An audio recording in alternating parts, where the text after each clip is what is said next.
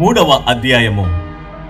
ప్రియులారా, ఈ రెండవ పత్రిక మీకిప్పుడు వ్రాయిచున్నాను.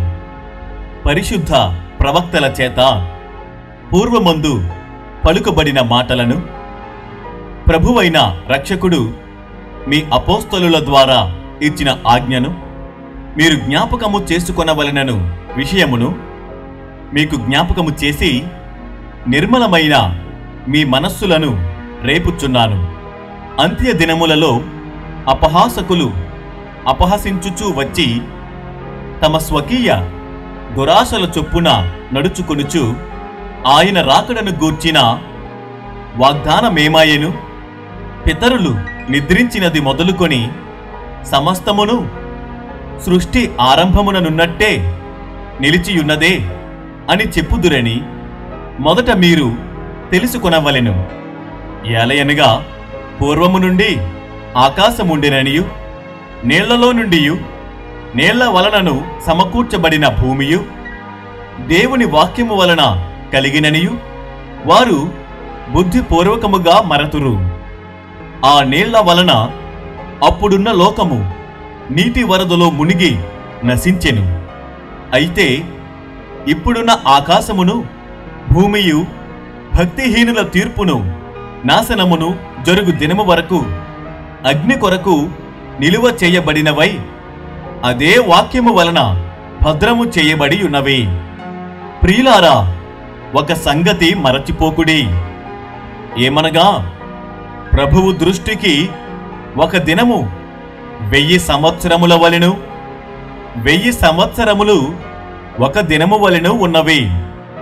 కొందరు ఆలస్యమని ఎంచుకొనినట్లు ప్రభువు తన వాగ్దానమును గూర్చి ఆలస్యము చేయువాడు కాడు గాని ఎవడును నశింపవలనని నిశ్చయింపక అందరూ మారు మనస్సు పొందవలనని కోరుచు మీ ఎడల దీర్ఘశాంతము గలవాడై ఉన్నాడు.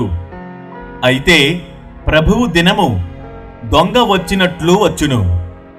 ఆ దినమున ఆకాశములు మహాధ్వనితో గతించిపోవును, పంచభూతములు మిక్కటమైన వేండ్రముతో లయమైపోవును, భూమియు దాని మీదనున్న కృత్యములను కాలిపోవును.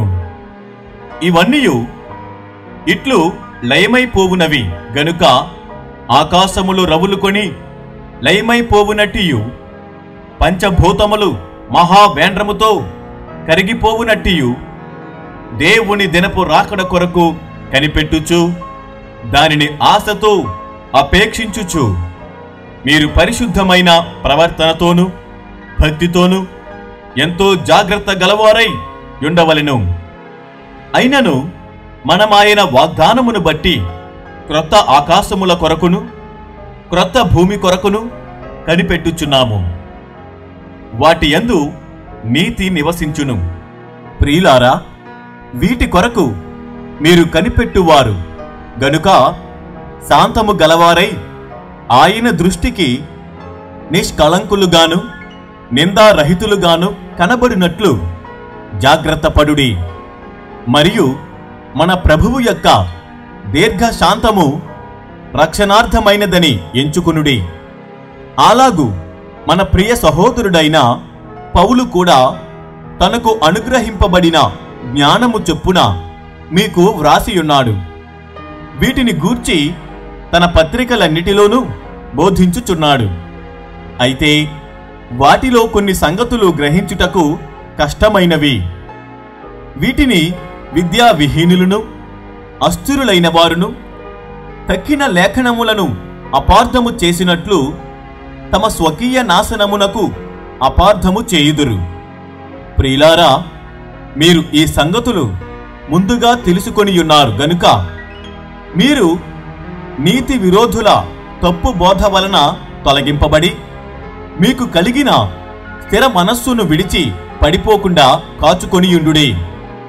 మన ప్రభువును రక్షకుడునైన యేసుక్రీస్తు అనుగ్రహించు కృపయందును జ్ఞానమందును అభివృద్ధి పొందుడి. ఆయనకు ఇప్పుడును యుగాంత దినము వరకును మహిమ కలుగునుగాక. ఆమేన్.